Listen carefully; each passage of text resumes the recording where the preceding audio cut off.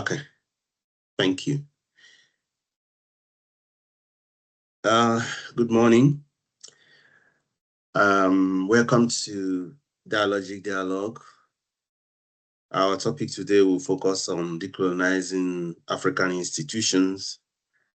And as usual, I want to tell you more about this program. Dialogic Dialogue was sponsored by Dialogic Academic Process, and we have conversations that are quite academic, practical, policy-oriented that could impact Africa as a whole. So our first edition was on application of artificial intelligence in higher education institutions. And today we are discussing decolonizing African institutions. And I will yield to my colleague to state the rules of engagement, because our dialogic dialogue is open to the public and experts, and the rule guides everyone on how they can contribute. I yield to you, Dr. Atimi. Thank you, Doctor. Welcome, everyone. My name is Dr. Atimi Bolosia, and of course, my colleague here, Dr. Shukumo Bunaya, will be helping us to have these conversations today. Just before we start, we'll go through some of the rules of engagement, which I believe you can already see on the slide. We will encourage a discussion where everyone is respectful, and if you would like to speak, you kindly indicate by raising your hand. Also, just to ensure that there is no background noise, if you're not speaking, if you could kindly please mute your mic so we can have a seamless process.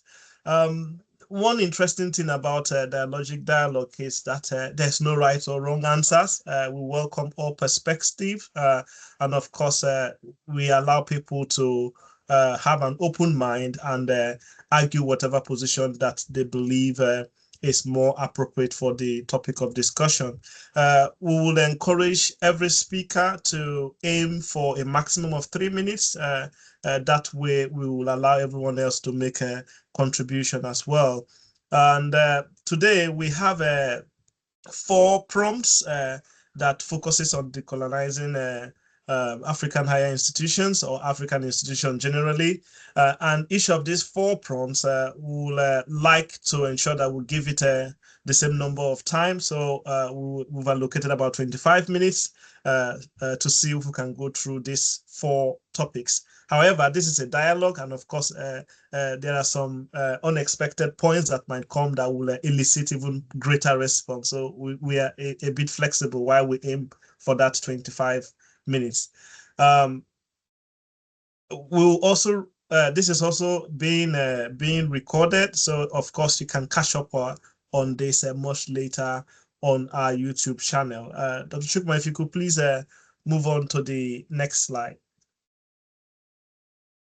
Okay, so the first point of discussion is prompt A. So just like I stated moments ago, we are looking at decolonizing African institutions. So the first point of argument is Africa's underdevelopment is strongly shaped by colonization and the persistence of colonial legacy institutions. And of course, another position that someone else could take is that Africa's underdevelopment is shaped by the failure of African leaders, institutions, and societies. And of course, the conversation we would like us to focus on is how might Africans create and sustain Pan-African institutions that support development while critically engaging with Africa's colonial history and its continuing legacy. So I will open the mic, and of course, feel free by indicating your hand if you would like to make any point. Okay, thank you so much, Dr. Atimi.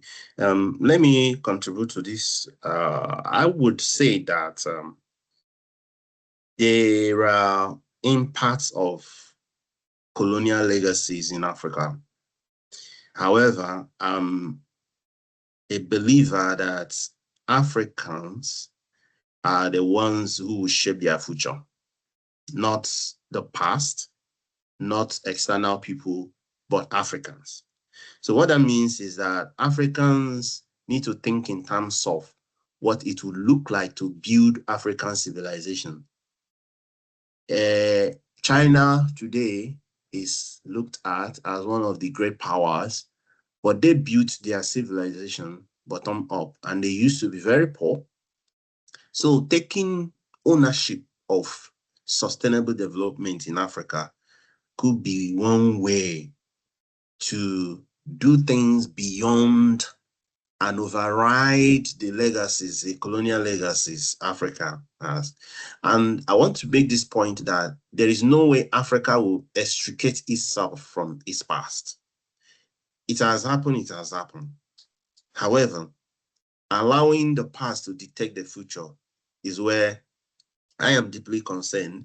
And at times I feel that some African leaders are failing in repositioning Africa to be competitive and to have its place in the global affairs. So that's what I can say for now. I yield back to you. Okay, thank you, Doctor. And I think that's a very interesting perspective, that we can't completely uproot ourselves from that colonial legacy that has continued to hold sway, or is believed to hold sway in African context. I think my addition to this is that I still believe that colonization has continued to play a role, and the persistence of colonial legacy institutions in Africa continues to hold us back.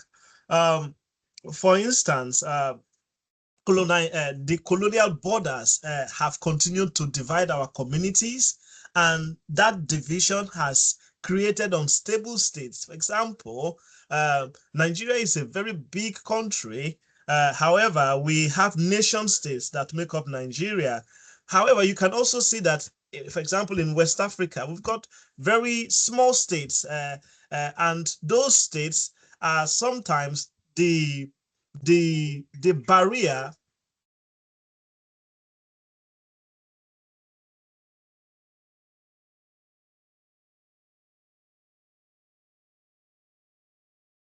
apologies. But basically, my point is, we have unstable colonial borders. Borders have been created in our countries or in our continent by our colonial masters, and these continue to persist. For example, we've got African Union, we've got ECOWAS. How has these organizations helped us to actually coalesce and come together to achieve something meaningful for the growth of Africa? For example, African countries are not actually cooperating to achieve a common ground that will facilitate development of Africa, irrespective of the presence of ECOWAS or even the African Union. We see in some states or in some countries where due to the colonial borders that have been created by these imperial powers, which continues to hold sway, we can see that fellow Africans have dislike for their own Africans and continue to feel that their fellow Africans are not as good as them, and of course sometimes even violently attack their African colleagues. So this is a evidence in the bedrock of what the colonial masters have instituted. How are we trying to extricate ourselves from that? And again, there is also the ongoing clamor or the ongoing extraction of resources from Africa. Africa is seen as a site where resources can be extracted. Resources can be extracted. For example, every time We hear about the Congo, which is seen as a place where mineral resources that are used for high-level military equipment are being produced.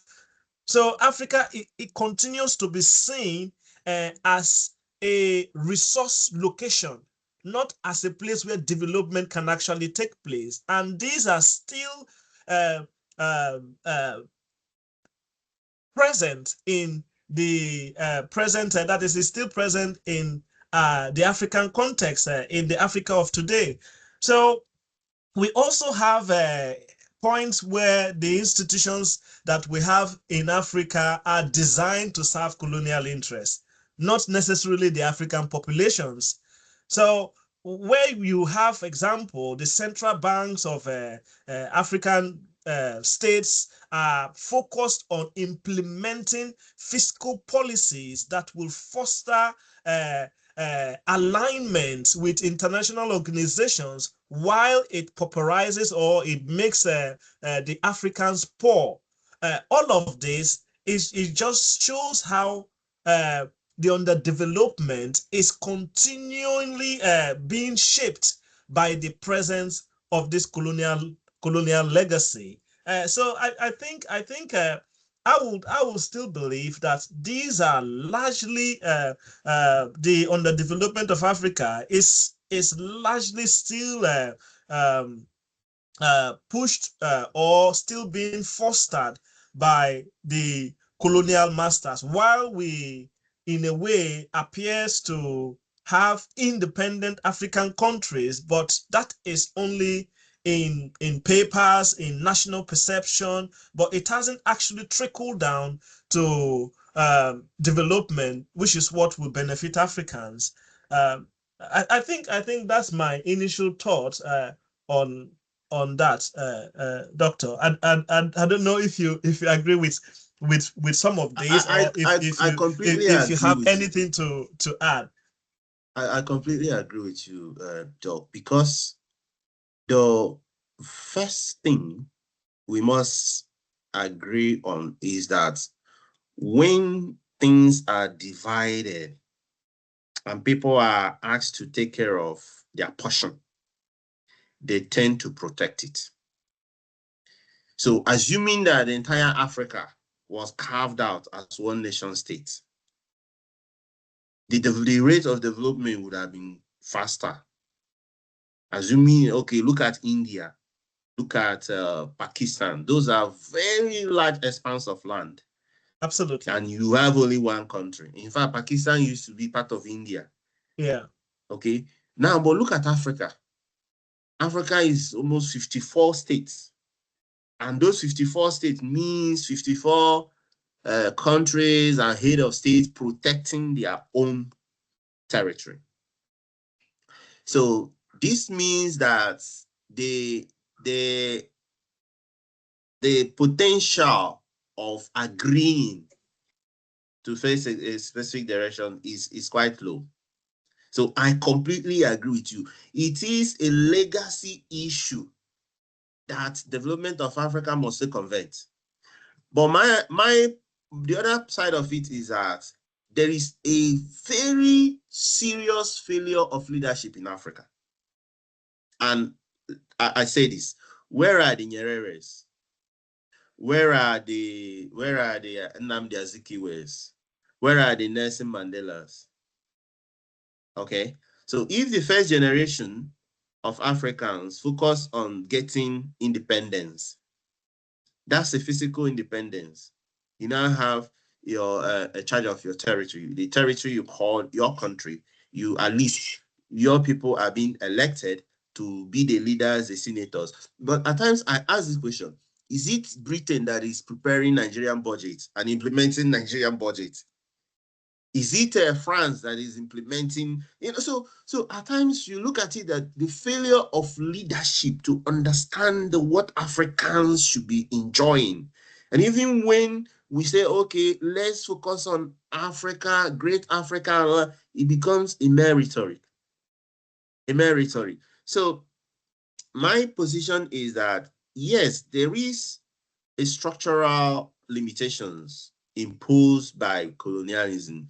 But Africans should rise above that and start forging partnership and start creating unity, diversity, and start pursuing objectives that can be more Pan-African in nature and pursue those objectives. I completely agree that those limitations, until we override those limitations, I think the situation will remain the same.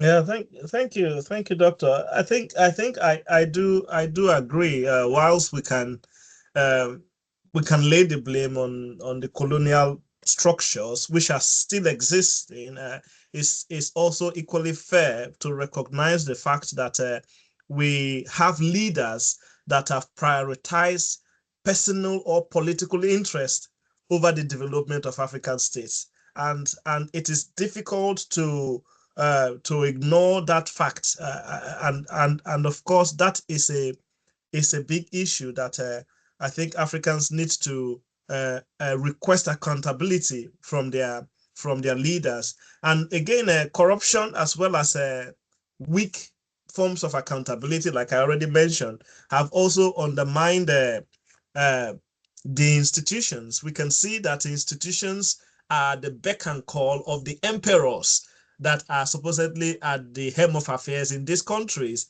And it means that these institutions are not allowed to function optimally. And this then translates to wider societal issues and lack of development. I think the other point in terms of looking more closely at these countries is also the point about limited regional cooperation. For example, we've got the ECOWAS, and we still don't have a collective action on addressing things that really affect Africans. And until we are able to do that, at least as these nation states that we have, is as long as we can't do that, is still going to hold us back. And I think the other point is around how these African states, for example, have struggled to sustain an effective as well as a locally grounded Pan-African alternative. What is the alternative? And these have to come from our leaders. And to be honest, I think there are some African countries that are doing fairly well. So our leaders have to coalesce together and think of a Pan-African solution that can solve our recurring developmental challenges. So I think whilst we must acknowledge the fact that the underdevelopment that we have today is significantly shaped by colonization and colonization structures that are still existing, because Africa is still seen as a site for resource extraction, not a site where the people there can extract and refine these resources for their development. We also need to recognize the fact that our leaders need to do a lot more to actually enhance the development of Africa. I will yield the mic, Doctor, except you have anything to add. I think that's a fantastic that's a fantastic summary of this slide. I completely agree with that conclusion. So let's go to the second prompt. So the first argument is that the African Union has not lived up to its expectations in helping member states decolonize institutions and build united, prosperous, sustainable, and independent Africa. Second argument is that the African Union has made significant progress amidst colonial legacy institutions within member states, alongside external influences that continue to derail unity of purpose, sustainable integration, and realization of the African We Want 2063 agenda. So the open conversation is, how might the African Union and its member states work collaboratively to advance Agenda 2063 through stronger unity and integration, while maintaining a coherent Afrocentric position on global issues. Thanks, Doctor. I was just coming, I think, building on from what I said earlier in terms of the role of the African Union. For example, I think the African Union often lacks the authority to enforce its decisions.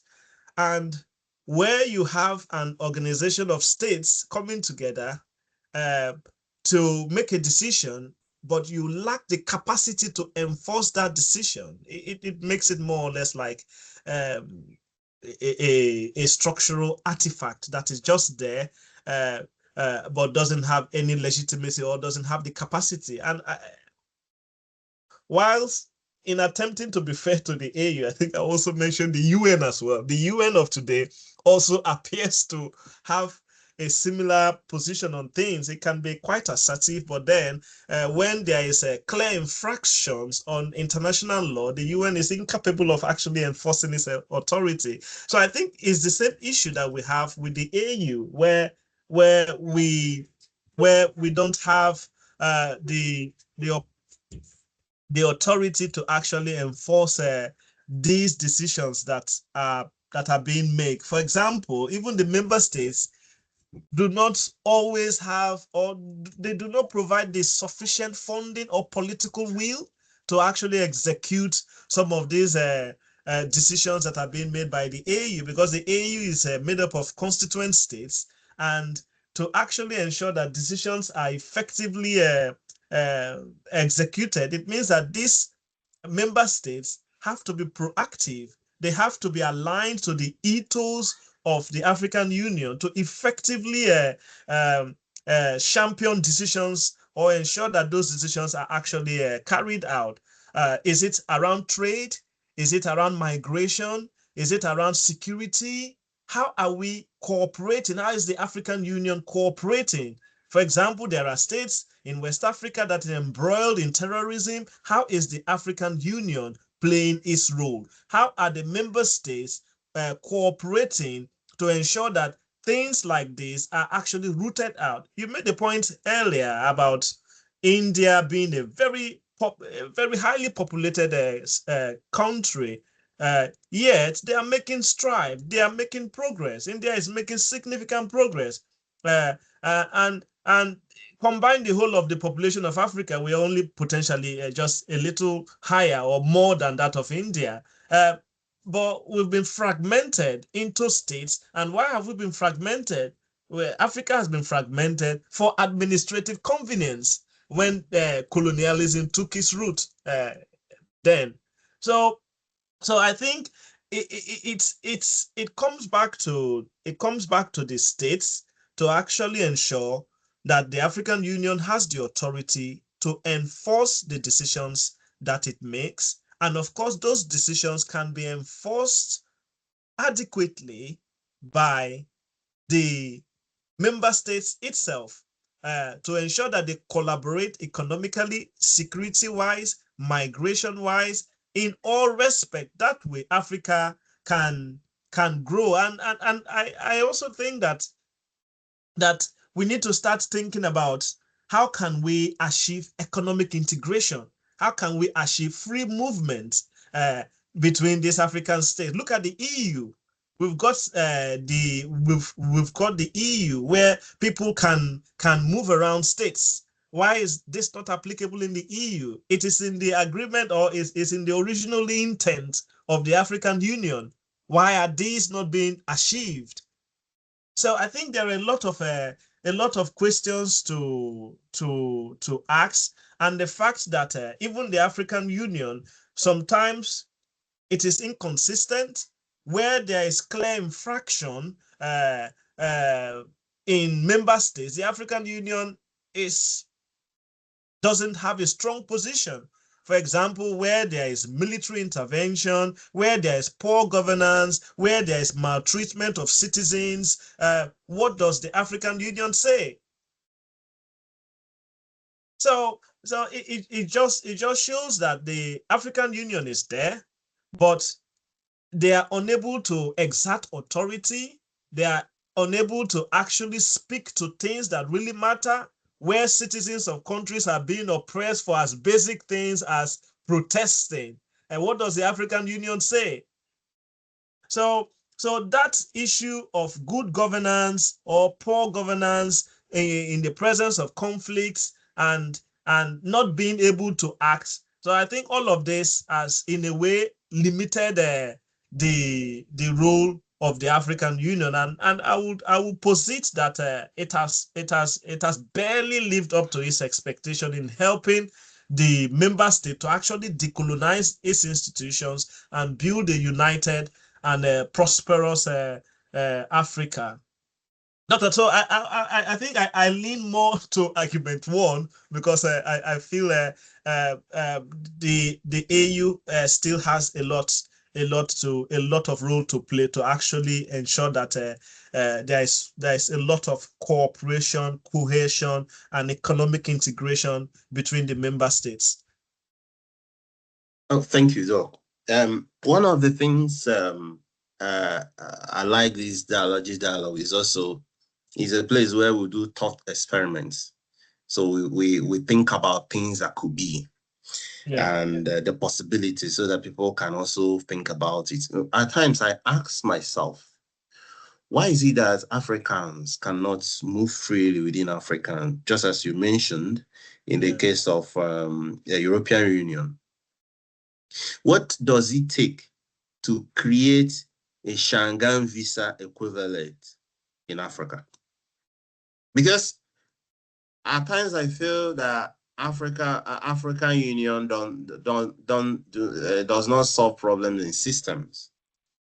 For instance, you've done African free trade continental free trade area, okay, but the financial aspects, financial integration, immigration integration is left behind. So why would that work? You are trading, you can't go there, you can't meet your partner, you can't collaborate, you can't produce in any part of Europe, Africa. You need to, based on closeness to market or closeness to raw materials. Yeah. So it boils down to, like you said, something of an artifact. That is African Union. I completely agree with you that African Union is not living up to its expectation at all. And in recent cases, where is African Union in what is happening in South Africa? Okay, at least say something. At least position that that's not right. Yeah, that we are Africans. That's not right. Regardless of who is affected. So at times you just see that African Union is nowhere to be found. What do we need to develop in Africa? What are those international indices that indicate that a nation is developing? How is African Union promoting it? Okay, how is African Union being funded? Why can't African Union, promote security? So the question is, why can't it do it?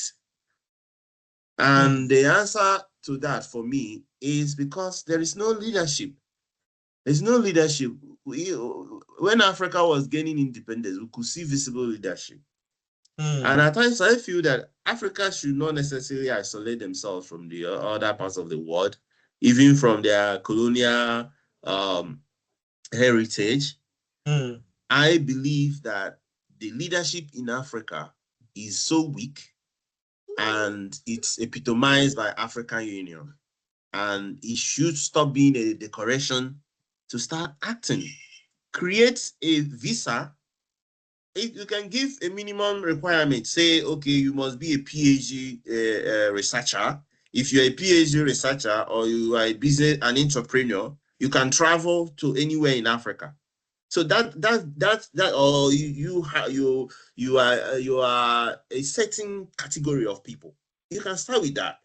Yeah. Create a visa, African Union visa or passport, and somebody can be assessed and be given that visa, and the person can start moving around to contribute to developing Africa. Absolutely. So at times I feel, I don't know what is wrong. We are not saying allow everybody to move freely, at least for now, if that is not possible. But can you build it in a way that some people will be allowed?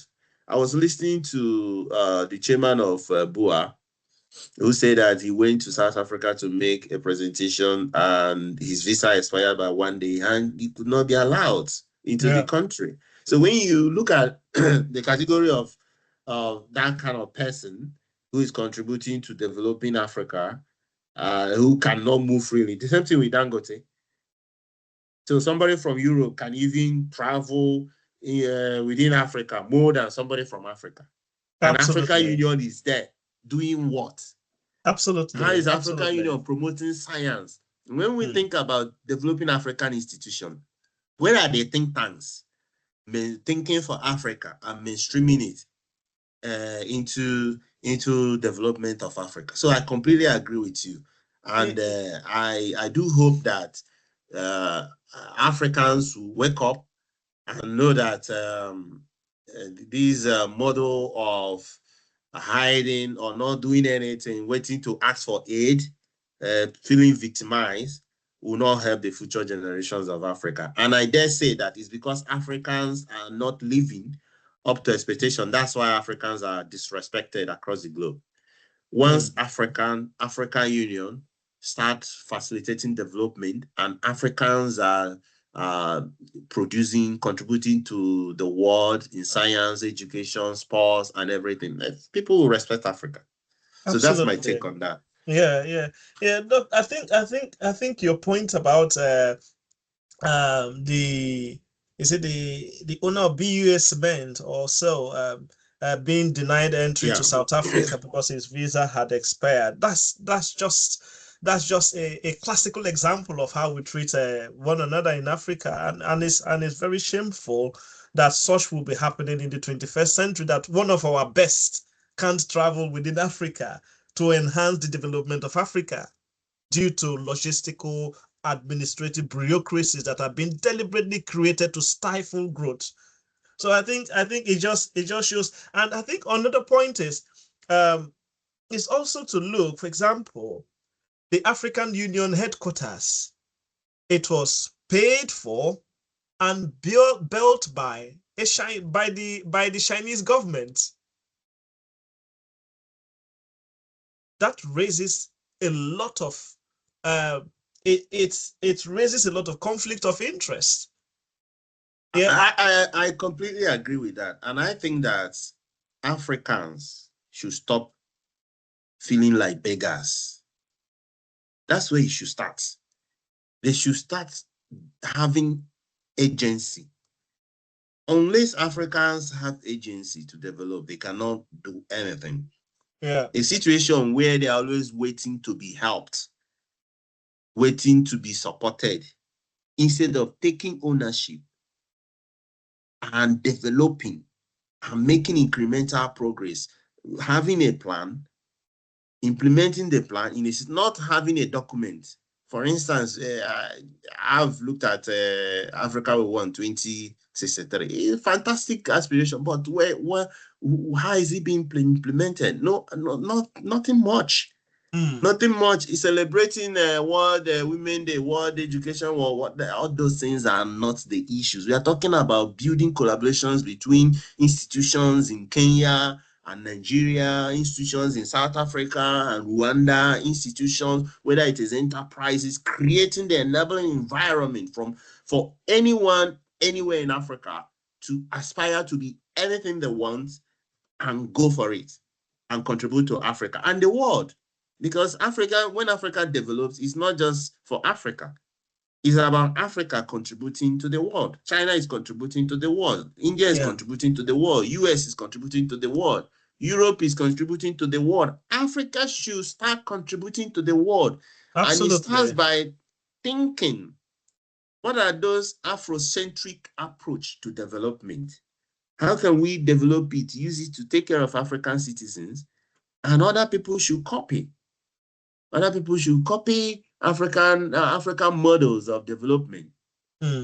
So that level of thinking to override institutional challenges, override colonial legacies, can only come from ivory towers.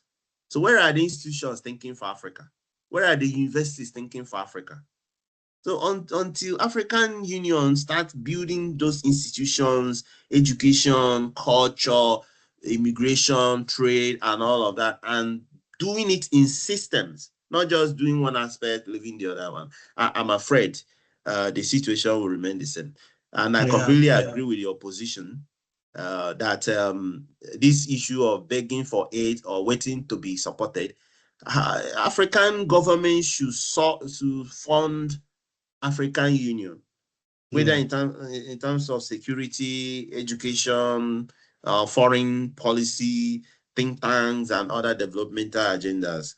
So they should fund it as part of their development agency, and then follow through with the plans. So thank you for that opportunity. Yeah. I think, Doctor, just to add, I think when a foreign government when a foreign government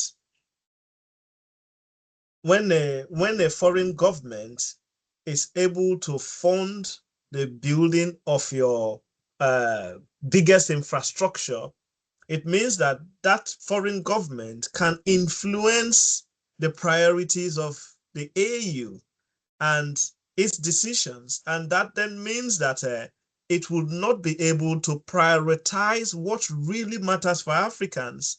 Do we know what is the benefit of the foreign power doing that? What sort of contract, what sort of understanding, what sort of underlying agreements exist that will have resulted in that decision? So I think while in one step, for example, we can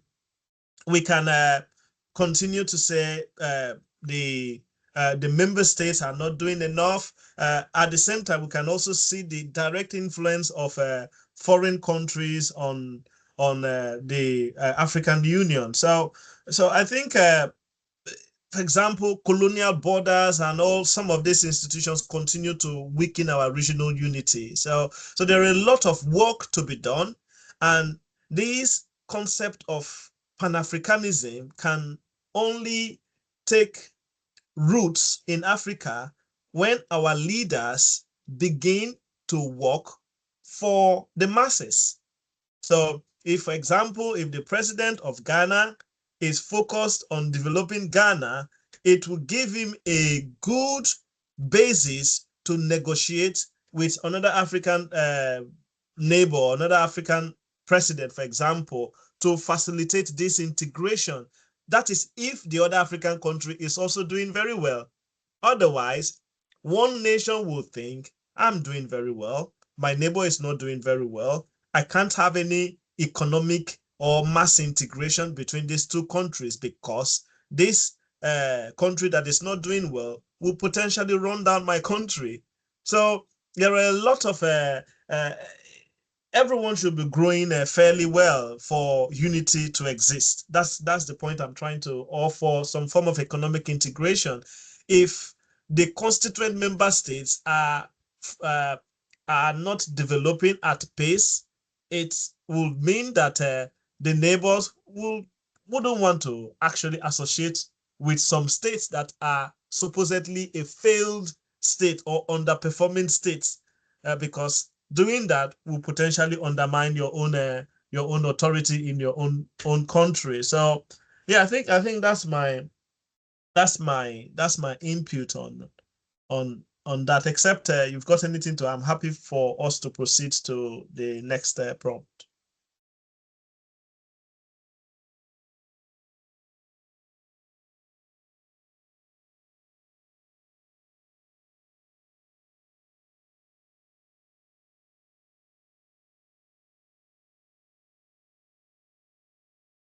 I think you are introducing this.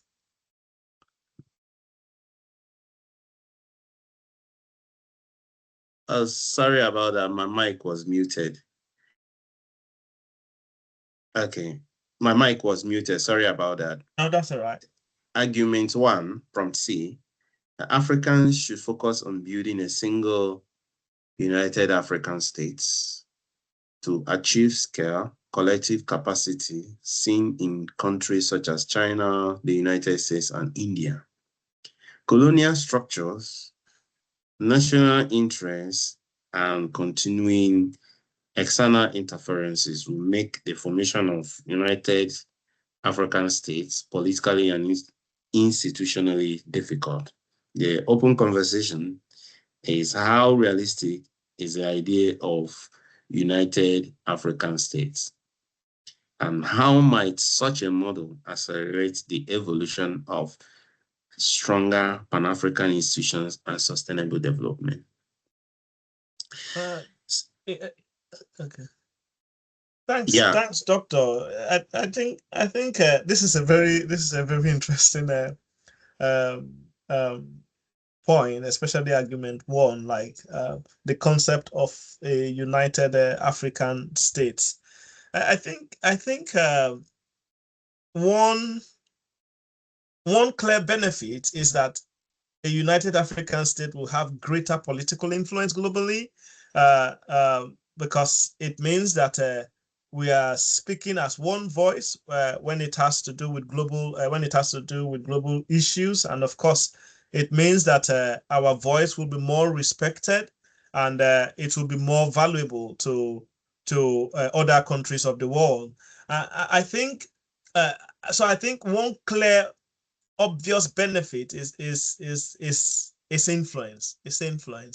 And the other likely benefit is the fact that we have a larger common market area, just like we have with the EU, the common trade area. And of course, that will mean that Africa can negotiate trade deals, a competitive trade deals that is favorable to Africans.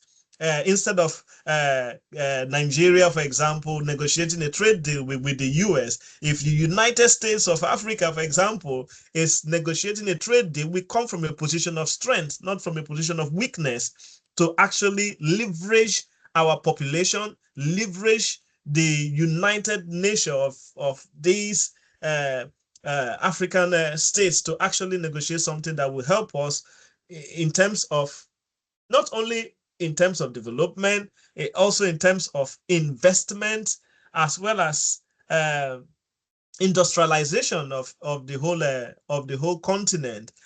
I think the other point is also around security as well. When we have a united African states where this artificial border is no longer an issue, I think we can tackle security head on, and of course, it means that if there is a security issue in one part of this states, it will mean that that is something that can be more effectively managed. We rarely hear of things like, oh, there are terrorists in the border between country A and country B, and of course we can't do much. But in the United African States, it means that these borders will have little impact on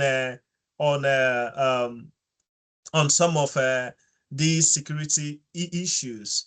I think the other point is if we are able to have a collective bargaining power. For example, during COVID, the European Union, when there was need to massively deploy vaccines, the European Union had to negotiate as a bloc with these vaccine manufacturers that this is how we want it. And of course, we want, basically they were able to clearly communicate the terms or their preferences of the sort of things that they will want to deploy to their population. So I think you are able to exert greater power on issues that will benefit. So I do see a clear benefit for making a case for a united African states. Thank you very much. I completely agree with you.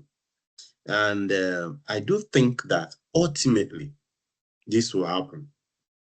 It may not happen in a form that that is quite visible now, but I think over time, the only way out for Africa is to create some kind of an integrated state where these legacies, the frictions generated by all these legacies, difference in language, culture, and all this, as all these barriers are being reduced and integration is increasing and sharing of resources is increasing, I think the geographical location called Africa will be better. It will be better. So what is lacking is still that leadership. The leadership to think and create things that will benefit Africa, not just benefit individuals or cabals that are leading in their country. Because if you look at it, you see that our forefathers in Africa, like Nnamdi Azikiwe, Nyerere, and other people, they were selfless. They were selfless. What the kind of leaders we have now in Africa are those who focus on themselves and their immediate clique. So if that happens in all the countries, therefore collaborating with other African countries to benefit Africa is not on the agenda.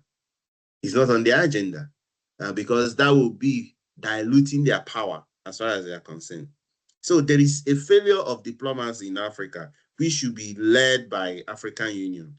And because African Union is failing, other sub-regional government is failing. In fact, for me, all the sub-regional governments should be scrapped.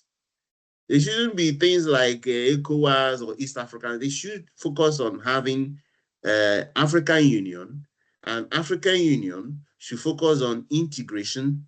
African Union should focus on policies that will remove the barriers of immigration, barriers of financial flow, barriers of trade, barriers of education, scientific development, think tanks, and other things. Once it is is centralized at that point, and policies that are Afrocentric are developed. Think, for instance, saying, okay, from African Union, minimum of 10% of your GDP should go to education and health. And it should be constitutional. What is difficult in doing that? So I believe that at times, because African Union doesn't, have that moral authority or that political authority to lead, the entire continent is failing. Yeah. A good example is what I just said. What laws can be made centrally such that individual states should adopt such developmental laws and embed it in their constitution? So as it is, Nigeria will not say, oh, we're only going to give 5% to education. They say, no, you'll be breaching African Union agreements. Yeah. Okay, so why can that be done on health? Can that be done on scientific development and cooperation? So you see that John C. Maxwell will say that everything rises and falls on leadership. My perspective is that United African States is not difficult to create if we have people who are Pan-African thinkers, who have leaders who are willing to sacrifice, who are not self-centered or nation-state centered. Don't forget that we discussed earlier that these artificial boundaries that have created mental boundaries is one of the greatest challenges. Because when you see when a Ghanaian sees a Senegalese and you begin to think he's different from me, it's a problem. Yeah.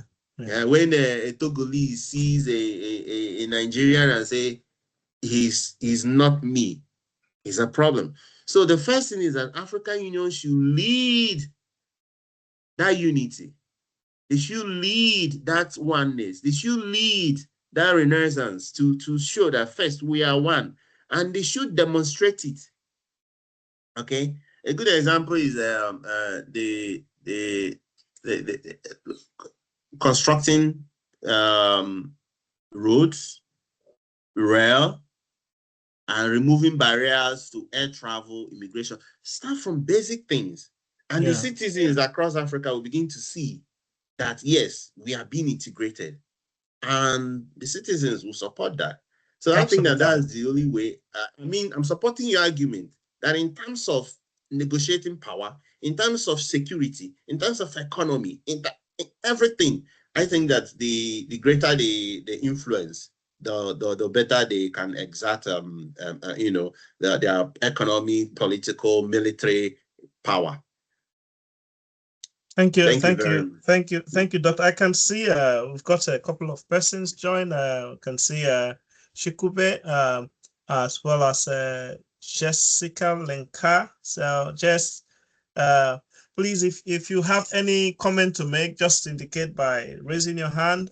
It's an open conversation. I think, Doctor, I think. In a way, I would think it's a bit utopian to think that having an African state can be easily achieved. And whilst it has a lot of benefits, or it potentially offers a lot of benefit, the realization is also another issue. For example, and I think there are a lot of barriers to that.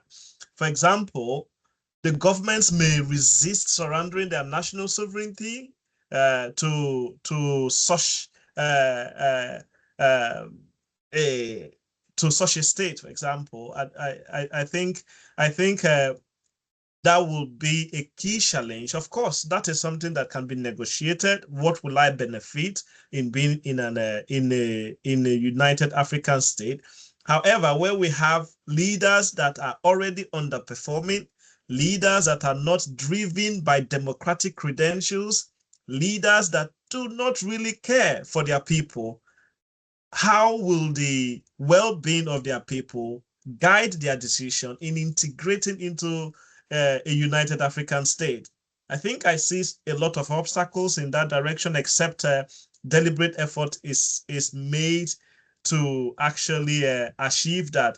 I think the other point is we also have to think about the existing colonial borders. Just like you mentioned, those further strengthens the point, and of course it will reinforce the political division that, oh yes, this is country A, and of course this is our boundary. I see myself as a Nigerian. I see myself as a South African. I don't see myself basically these divisions will exist, and it is how we can it's how people can actually work to overcome these differences. And whilst this African state is useful, because we actually have other countries, the United States of America, we've got India, of course, we've got China, it's actually achievable, but these realities or these challenges will be there as long as our leaders are not interested or genuinely interested in the development of their respective states. And one other point before I yield the mic is the fact that we've got different political systems, and we also have different economic priorities as African states. Different countries have different priorities. Different countries also have different political systems. And of course, these are barriers. Of course, there's no doubt about that. And there is need to work on, identify the barriers, work on it before anything close to United African State can be achieved. And in all, and quite important, is the fact that first and foremost, we've got these boundaries or these nationality boundaries because of colonial interest, because of easy management of raw materials in Africa. I do not think, and I may be wrong, I do not think that external powers, for example, like the Chinese government that helped to build the African Union headquarters, I do not think that all US companies that benefit significantly from extraction of raw materials from Africa, I do not think that these people will sit idly and supports a move that will lead to the formation of a united African state. So I think external powers will generally oppose stronger African unity that threatens their interest. And the interest is nations are often interested in their well-being.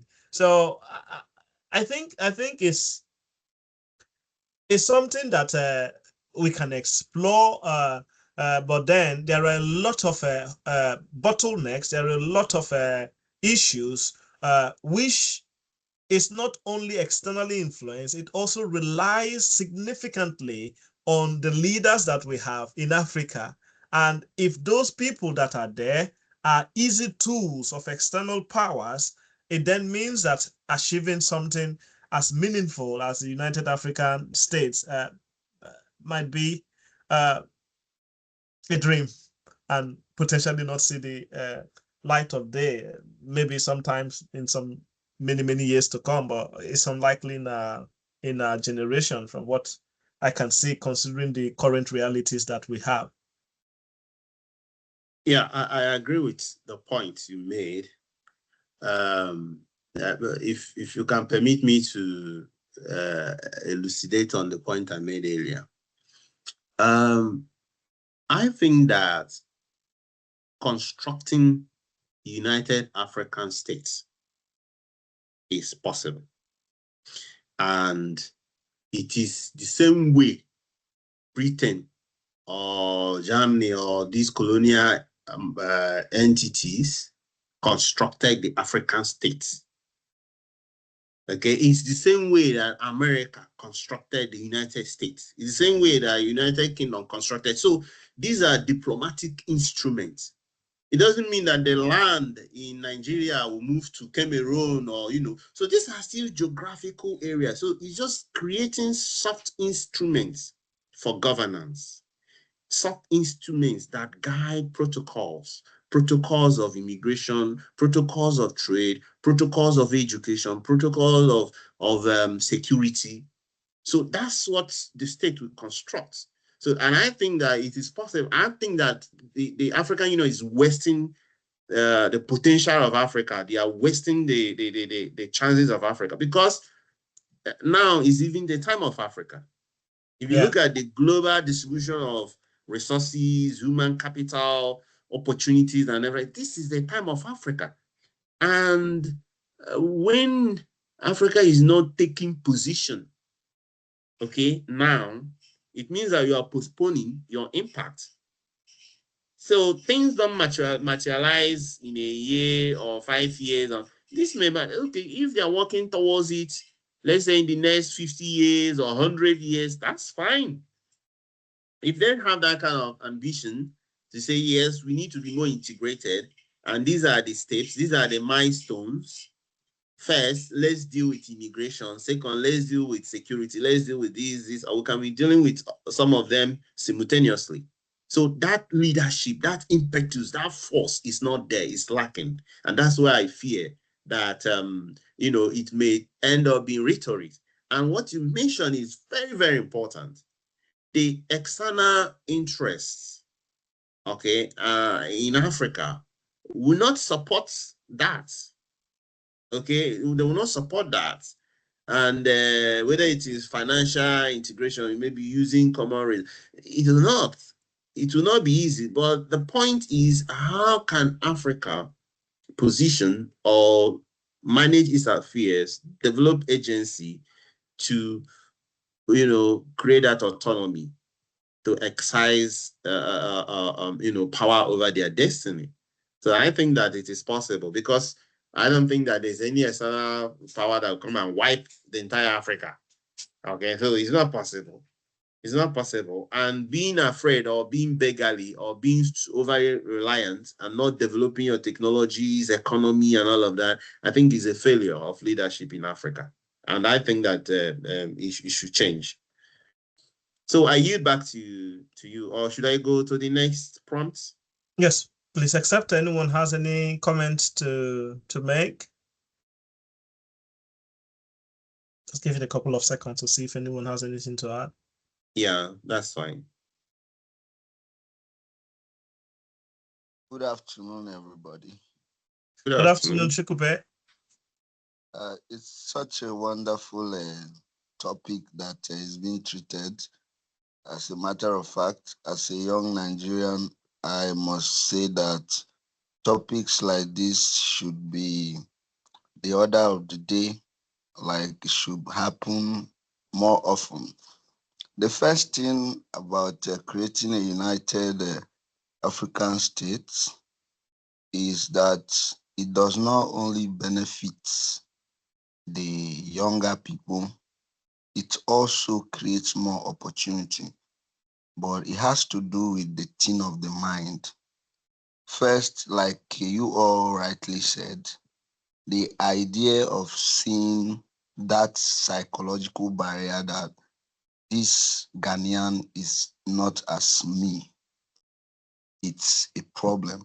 So I believe that dealing with the psychological problems will make it easier to achieve it, because when the front is united, every goal can be achieved because all hands will be on deck and will now chase it. But then when we are pushing this agenda and some other persons are having an ulterior motive, they will keep distancing themselves from it.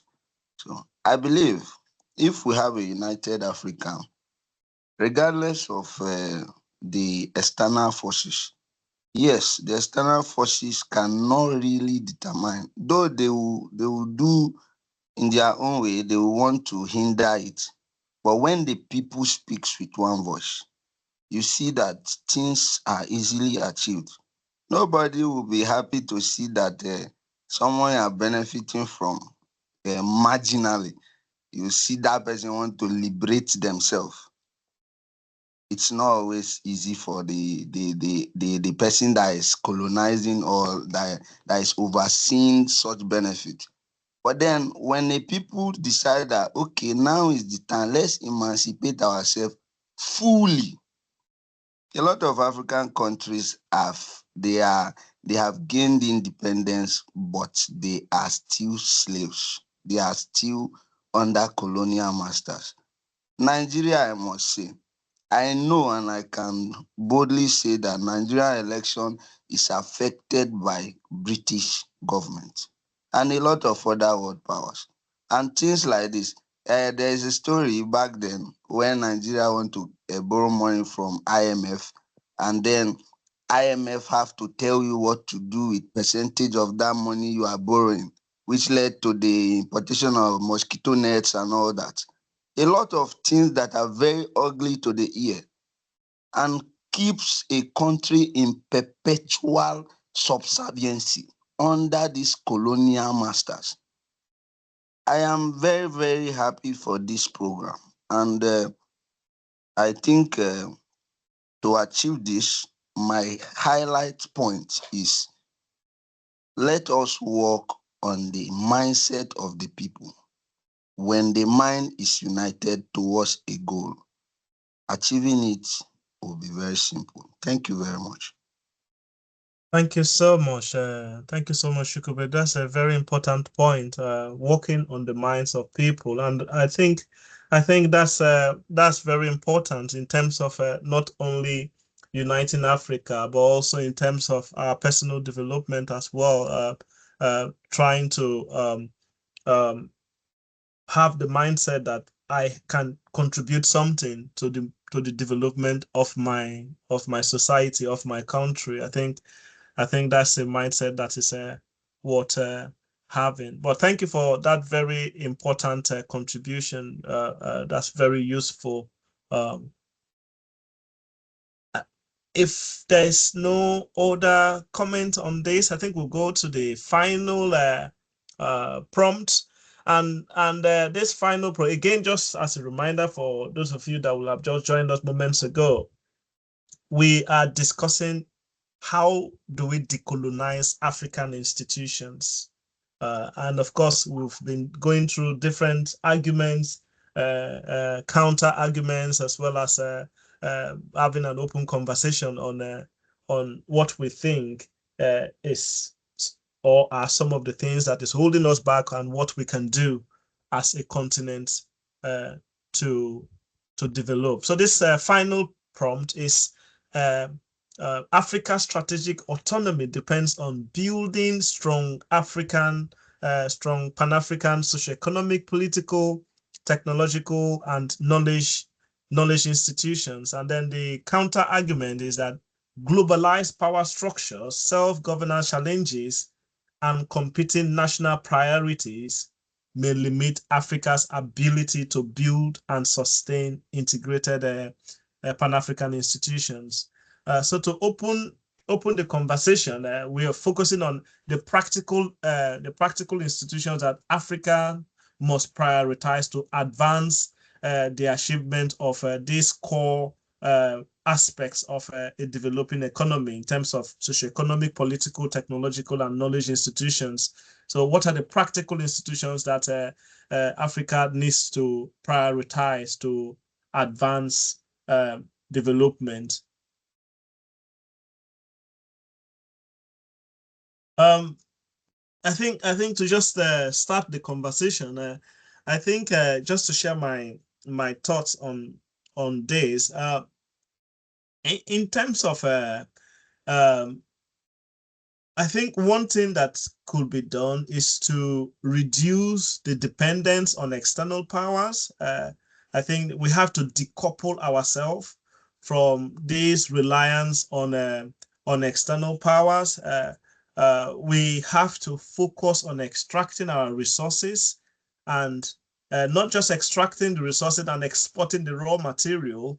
We should be refining these raw materials for our own use and development. For instance, in recent years, we are all probably aware that the Dangote refinery had been building, and of course it has now come to stay. And the Dangote refinery, as it stands today, is not only supplying petroleum or refined products to only Nigeria, is also supplying same to other African countries, and I'll be surprised if it's not even exporting to other external, that is non-African countries as well. So I think one way for us to build this strategic autonomy is for us to reduce dependence on external power. For example, just like Shukube mentioned moments ago, a situation whereby Africa goes to one of these international lenders, and the lender dictates what you should do with the money you have been given. That is just unthinkable. That is unacceptable at any level. So we need to reduce that dependence on external powers, and of course, it means that we will then have to look inwards to build our rail, just like Dr. Shugma said earlier, to build our rail networks, to build a reliable air transportation network. We can rely to have hubs that are known for quality education, for quality healthcare. So basically, it's until we decouple ourselves from these external powers, we will continue to be held behind. I think the other point is also about once we have an integrated market. For example, if the Nigerian market, the Ghanaian market, the South African market, we operate in a single market, it could strengthen African trade, and of course, our industrial capacity will be dramatically increased, because it means that we'll be using the opportunity of scale to ensure that you are maximizing the leverage that you have from being united with another country. I think the other thing is also in terms of research. It means that we can collaborate a lot more. I know I have friends and I know people that go to some African countries to collaborate, to do research, but oftentimes because there is no clear structure, just like Dr. Shukma said earlier, that we just need these soft changes that will enhance this sort of scientific collaboration between countries. And I think once we have an autonomous Africa, it means that such system can also support real research that can inform development. And because in any society that thrives, research is directly connected to the society, is directly connected to benefiting people. And that is why governments everywhere in the world tries to fund research, and if that is existent, it means that our researchers can be more productive. They can collaborate, share ideas, and of course share those the outcome of those research with the government to actually implement.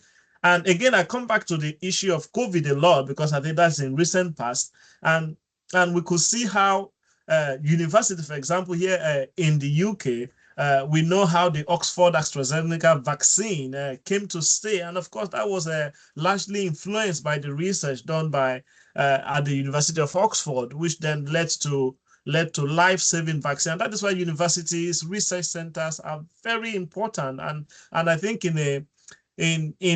for us to build an autonomous Africa, it means that we have to leverage that connection and to actually achieve some form of independence, as well as development of the continent as a whole.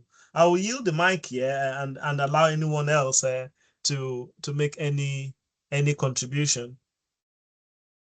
Thank you for that contribution. My contribution will be that the world is a global village, and Africa cannot exist on its own. Africa needs to exist in relation with other countries. So they will deal with other countries, form partnerships, and form diplomatic relationships. However, I do think that Africans and African nations always approach their partners from the point of weakness and vulnerabilities. And because of that, they are always and perpetually taking advantage of. If you go to a negotiating table with somebody and you have something to offer, or you have something that the other party needs, and the other party has something you need, it gives you leverage in negotiation. And how do you get that leverage? It is by building capacity and capabilities. So any nation that cannot build capacity and capabilities doesn't have any leverage. What do I mean? Let's start with our education. We talked about, Chukudubem eloquently put it, psychological barrier, okay, that has been created, how can education, be used? Like I keep saying, why can't we have African curriculum in science? Not just why can't we have African history? Let's design things that we still have national governments leading and all of it. Look at EU. If you look at EU, it doesn't mean that German economy is controlled by Poland. Okay, it doesn't mean, but the scientific innovation in Poland or Switzerland is available to the French, and they can move physically to that location. So there's no merging of physical location. It's just building protocols. So that's building capacity. Let's take what you mentioned, Dr. Ateme, Dangote Refinery. Dangote Refinery is a technological innovation, but it has political power in it. There is political power embedded in it. There is economic power embedded in it. There is a diplomatic power embedded in it. And that is what made the situation of Nigerians not to be worse with the war in US-Iran war. If Nigeria was still importing 98% of its refined crude, the situation would have been worse, because they won't have that leverage and they may not be prioritized. But here, because you develop that capacity and capabilities, you can prioritize your country first, prioritize Africa, and before others. So imagine that we do that in telecommunication, we do that in navigation, we do that in other rail, air transport, and all of that. So when you build your technology, economy, policies, knowledge base, and all of that, then you have leverage. I'm saying this because at times we give contract to other countries to build our road. Yes, we can give other people, but what are we doing with our engineers? What are we studying in school? And I give kudos to Senator Mine. He's a civil engineer. He's from Ebonyi State. So when he was the governor, he started experimenting with cement concrete-based roads in Ebonyi State. So he will grade the road, put the concrete, and then lay asphalt on it. So that was what he used to build a lot of roads in Ebonyi State. When he became the Minister of Works, he rolled it out nationwide. You see, that's innovation. And that's what we're talking about. How can we create solutions and scale it up within our domain? So that's the typical example of Africans, not saying, oh, all roads must be asphalt and all of, no. You can develop your own solution, local solution, indigenous solutions, and let it solve your problem. Because if it solves your problem, that's good enough. It mustn't solve it the way other solutions solve elsewhere. So if Africa is hungry, let Africa feed nutritious food. It doesn't matter the form or combination of processing methodologies. What is important is that Africa is not hungry. So changing our mindsets and thinking differently, for me, is a key factor. And unfortunately, because in Africa, the intellectuals are not given opportunity. They are overlooked, they are ignored, linked to what you mentioned about research, innovation, and commercialization of research. So it's a big problem. It's a big problem because all the innovations, developments, and all of that, those are things developed in higher institutions. The Western civilizations were created by thinkers. So Africa should also make space to create opportunities and forums and processes, institutions, structures that can allow Africans to think and create African solutions and experiment with them, implement them, improve on them, and scale them. Whether it is in terms of business, in terms of governance, in terms of technology, in terms of science, in terms of religion, in terms of social organizations and all of that. Africans should be able to think and create their solutions, experiment with them, and improve on it. So that's my contribution at this point. Thank you. Your mic is muted. Thank you, Doctor. I think that's a very important point. I think the point you made, which I really like, is around the point about the need to ensure that everyone can do what they feel is useful. So the approach doesn't necessarily matter, but at the end of the day, it is geared towards achieving something meaningful, which builds into the overall aim of that structure. I like that point. I think Jess has her hands up. Jess, you have the mic. You have the floor, rather. All right. Good morning or good afternoon already. Sorry, I joined earlier, but I left almost immediately because I had a call, and I've been following the conversation since I rejoined. Um, Very interesting conversations, very brilliant perspectives, and all of that. On this particular prompt, I don't even know which prompt I'm answering to, but probably I should just kind of give my general overview of this topic around decolonizing Africa. I think the major problem we have is that Africa as a continent is not yet ready. And we keep giving ourselves the same excuse, because when you start complaining, people will say, even America, it took them how many years before they got to where they are, blah blah blah. If you talk, they'll say, even the British, it took them several years before they got things right. So I think we're still a bit far from the conversation. And most of these things is about leadership, which we already know. But it is beginning to look like leadership is not going to save us in Africa.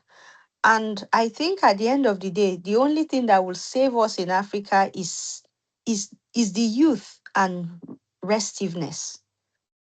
I think we all need to be, probably Africa needs to be pushed to that angle where nobody can breathe. And probably it's just a revolution that will make us realize that, look, we have nowhere else to go. Because like at this point, yeah, some people are still benefiting from this. So when you bring up this topic, it doesn't look good to them. There's a lot of um self-vested interests in a lot of things we do in Africa. And that's why a lot of things don't go well. Our institutions are getting weaker by the day, and people are beginning to lose faith even in doing what seems right. In fact, it even looks like in Africa, the definition of right is even um, subjective. You know, there are some things that you cannot even, right now, if you ask yourself, if your child passes JAM and you don't know anybody, is it right now to approach a lecturer you know to help with the admission or not? It's blurry. You know, so things like this is, I just don't know. But well, on this particular building strong socioeconomic and uh whatever institute and strong institutions, I think the first place where we can begin to see solution is in education. Is education. And no matter how bad, I think it's still better to have some education than not to have at all. You look at what is happening in the country as a whole. We have the South and the North. It's not like the institutions in the South are standard, right? But for the fact that majority of Southerners go to school or at least have access to some kind of education, gives them some, they can place some value on their personality. So it begins there. You cannot expect someone to give what he doesn't have. Now look at the North. No matter, even if you are a professor, your vote and that of an Almajiri child is not any different. It's one vote you have. That child has one vote. And so you begin to think, okay, and democracy is a game of numbers. So if majority of the people that come out to decide on issues about the country are largely illiterate, how do we expect meaningful decisions to be made? These people don't care. Some of them don't even value their lives. Some of them don't even see themselves as deserving of anything. So I think we should think about, yes, like somebody earlier said, we need to reorient our value system. So for as few people, as many people as you can speak to, let's begin to speak about the things that matter. Let every Nigerian know what governance is in the first place. Because some people don't even think that the government has any responsibility for them. They just believe that it's my uncle or it's my father. My father is responsible for me. That's not, and that's why we grow up and we're only responsible back to our family. But if we realize that the society is responsible for us, then the society itself will invest in training the human beings within that society. And those trained human beings will plow back into growing that society. And that's how it should work. That's how it should work. But until we kind of get a few things right, it's to be honest, for me, it's still a far cry. We have a lot of policies, we have a lot of ideas, we have good things, but when you come back to how is this thing going to work practically, then you are confronted with all the barriers and you just don't know. Except for people like Chukuma. Chukuma has solution to everything. Chukuma has solution to everything. And that's why at any point I just want to feel overwhelmed, I remember Dr. Chukuma and he keeps my faith alive. So Very good. honestly, it's so don't like some of these things are so simple. How can the first lady of a country come out and be saying they are empowering people to fry akara? Who fries akara for? Who is so poor? Who did they give birth to that their lot is to fry akara? I don't. Akara something to be fried on the road, sef, in a normal tiki country? Why not empower them to have food businesses? And it takes education, it takes technology, which they have refused to give. And they still want you to be grateful that they have given you 3,000 naira to start a business. I mean, how do you approach? And you see, there are people supporting that say, at least it's still better than if they did not give Unko, if they did not even give that 5,000. I mean, anyway, I don't know whether my own is a contribution or is a complaint. I just don't know. All I know is I've I spoken. think you are saying something that is very, very salient, and that is the power of liberating the mind using education.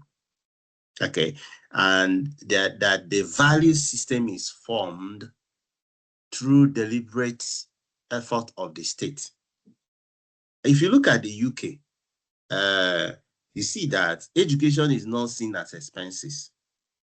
Education is seen as investment. It's seen as an investment. Yes. And because it is an investment, it is an investment to train people to take care of themselves first. Mm-hmm. It's an investment to train people to work and contribute to the economic development of the country. It's an investment to reduce insecurity, crime.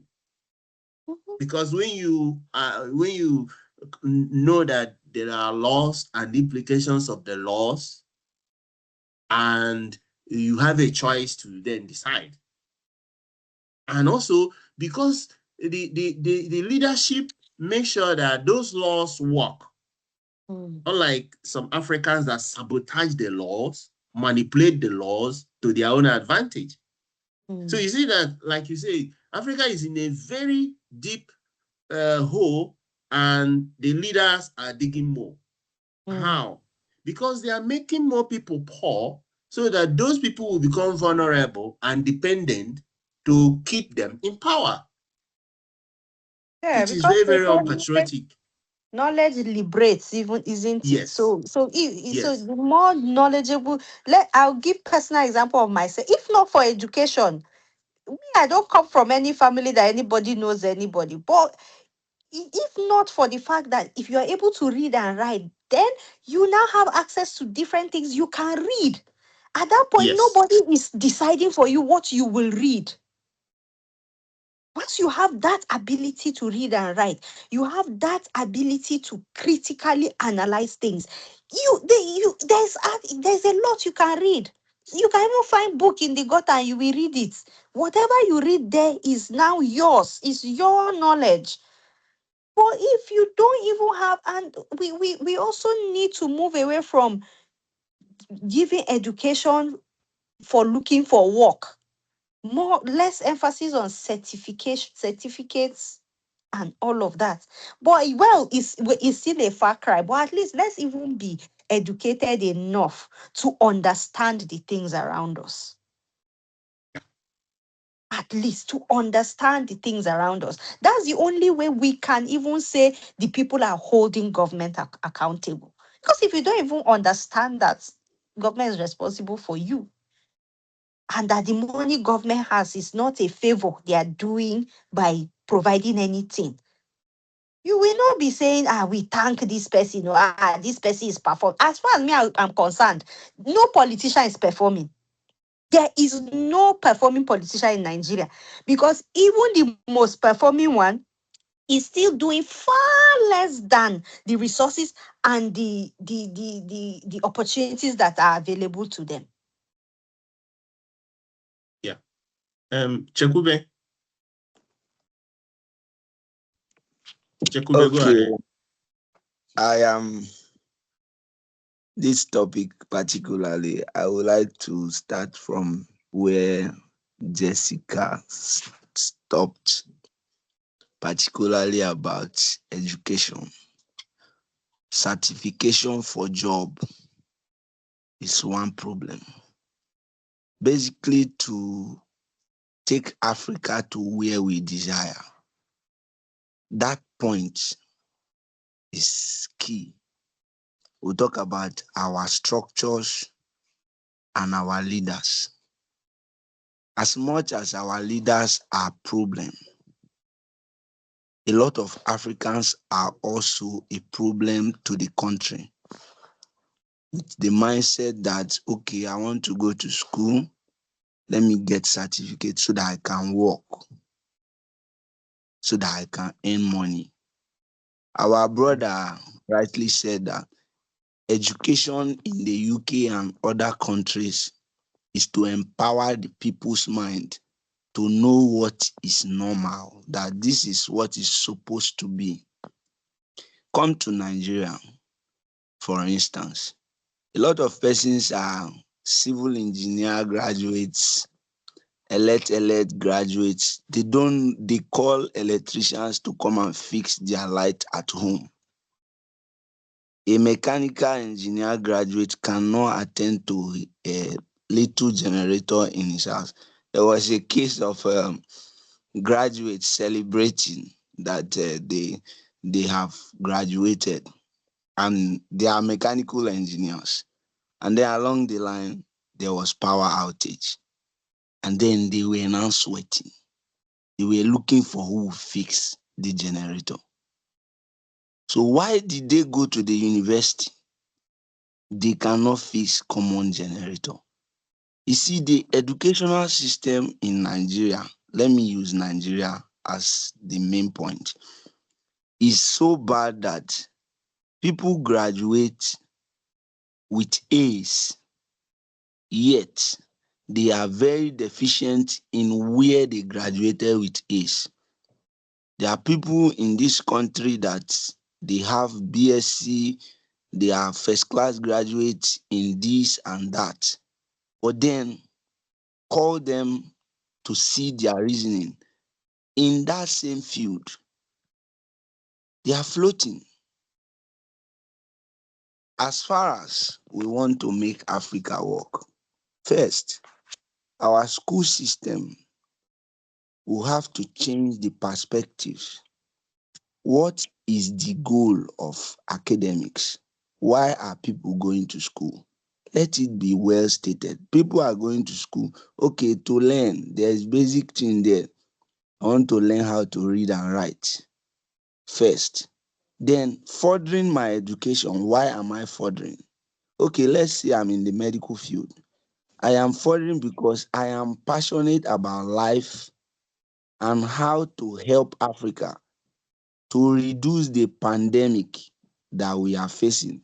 I am zealous about creating a different narrative of health. Not that I am furthering because I want to be a medical doctor so that I can earn huge amount of money. When the idea shifts from what is supposed to be to another, then the pattern will also change. In Africa, many persons that study medicine, law, health courses, you see that after they graduate, they seek to go out of the country because they believe the payment in Africa is not enough. So they want to go to country where they are paid more. Why? Because the goal in the first place was the money, not really the health. So in our school system, some time ago when General Olusegun Obasanjo removed the teaching of history from curriculum before it was recently restored, you see that these are major problems. First, why did you remove history? A lot of Africans do not know their basic history. They don't actually know why is Nigeria even called Nigeria? Why is this like this?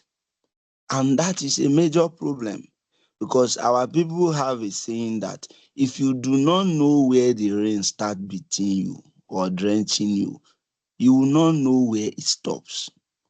And a lot of us in Africa, we don't actually know what is the norm, what is the basic standard. Like Jessica rightly said, some people do not know that this is my right. And it therefore makes them to appreciate any little thing that is given. And our politicians are very, very wonderful at their game. More like putting a lion in a cage and keeping the lion very hungry. Whenever you like, you just go and drop a piece of meat and see the lion jumping up. Or a son of a king that does not know he's a son of a king. When the maid brings any small thing and he will be jumping up, not knowing he's a prince. We Africans, to liberate ourselves, to make our system functional, first, our idea about going to school should be redefined. That part of reorienting the people is very important, and it should start from as far as kindergarten itself. Let the children, because that is where learning is very, very effective. Let younger persons be well oriented about what is supposed to be. This is our Africa. What are we supposed to do? What is the duty you owe to your country? What is the duty you owe to your motherland? You inculcate this awareness into young people so that they can fight. A lot of Africans are not even willing to fight for Africa, to stand up and say, they would rather tell you they want to go to where things are easy, where things are already made. So when a lot of persons don't want to stand up for what should be, you see that there is a deficiency. Everybody want to go to where it's already easy, and that is a problem.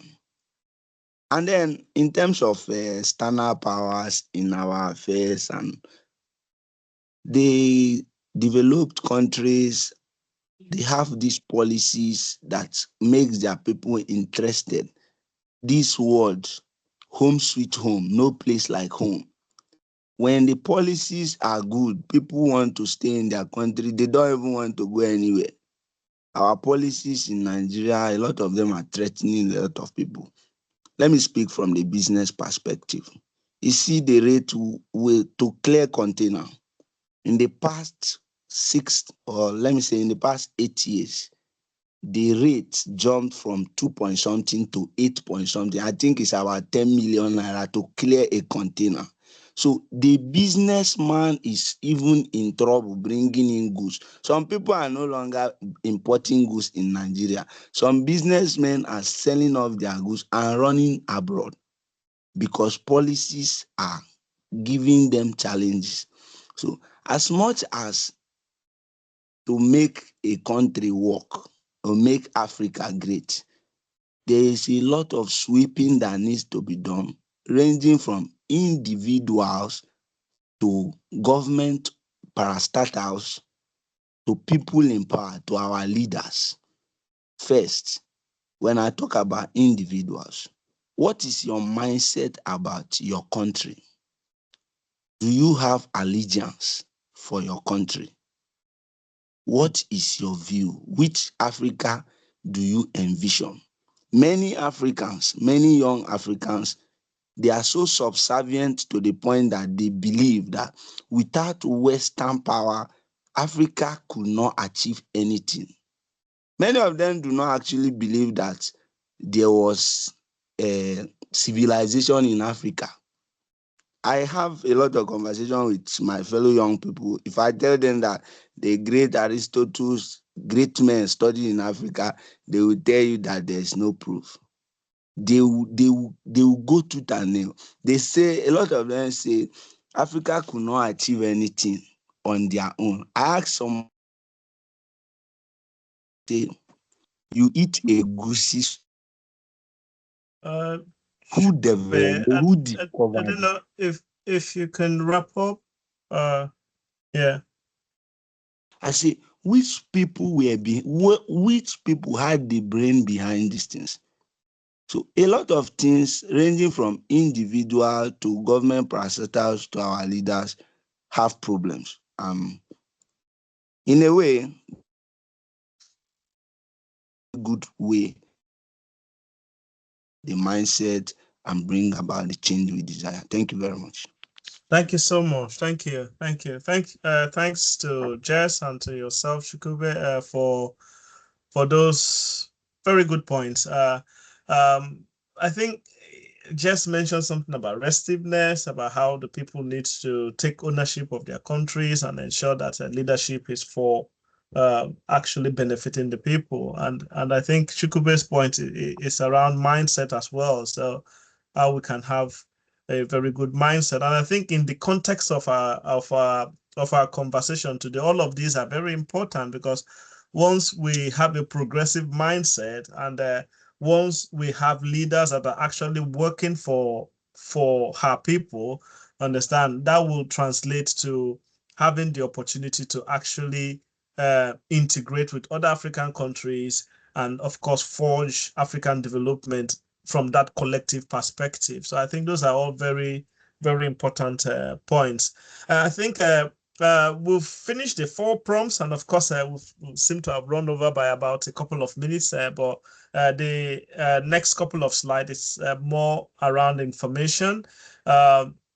So if anyone here on the call, of course, or you know someone that is interested, we are also having a special issue that is based on decolonizing African institutions. This is a broad area of research that encompasses science and humanities. So if anyone has any paper they would like to contribute, please contact Dapresis via the email address provided here. We have got my cursor on, so you can get in touch if you like more information on that. Also, for the past couple of months, we have been working on the Dialogic Academic Presses. Our director of cooperation, Dr. Shukuma, I don't know if you want to if you want to say something about this, because I must acknowledge this is your brainchild, and of course it's something that the company has been working on, but Dr. Chukwuma Ogbonnaya has been taking leadership on this, and I believe you wouldn't mind shedding more light on this. Yeah, thank you very much. In line with what we've been discussing, African scholars, researchers have this barrier of contributing to global knowledge, and that is in form of technical, political, scientific barriers. So what this project is about is to increase the quantity of knowledge created by Africans that is available online. And these are some of the areas that Africans tend to ignore. For instance, if you look at the artificial intelligence model, you see that is the content that is created that is being rendered. So if Africans are not creating knowledge that will be included in the large language model, it means that when you ask the large language model anything about Africa, is either it tells you a different thing or it gives you inaccurate data. So it is very important that Africans start creating knowledge and making it available to the world. And that is what Dialogic is all about. Dialogic will be launched formally on 1st August, which means that any scholar, researcher, PhD student, professor, lecturers, or policymakers can write articles and publish online. You can check out the papers that is already published at dapresses.com. So we invite all of you to join the launching on 1st August. Thank you very much, Doc. Thank you. The next slide, or is this the last slide? Yeah, so this slide is an invitation to everyone to Green STEM Symposium. Dialogic Academy Press is also supporting faculties, universities, publish their journal, publish conferences, publish their proceedings, because it aligns with the Dialogic Academy Press's open access policy to make knowledge created by Africans on Africa available across the globe. So this conference, you can submit an article and make presentation during the symposium. And if your article is very good, it will undergo peer review process and it will be published under Dialogic STEM Journal. So you can also win a prize and a certificate given by the organizers. So you are invited to register and attend. It's free to attend. So the next and the final slide, I will yield to my colleague to close us. Thank you. Okay. Thank you so much, everyone, for attending. Again, this is being recorded, so we will make this available on our YouTube channel. So feel free to catch up if you would like to engage with this further beyond this meeting. I think it's been a very interesting conversation between myself and Dr. Chukwuma earlier on, before we had a couple of persons join, which has been very, very stimulating.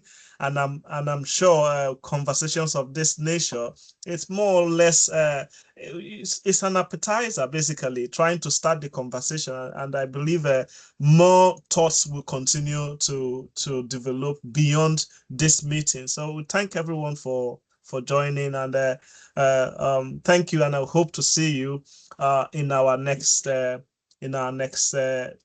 that is Dialogic Dialogue. Thanks, everyone.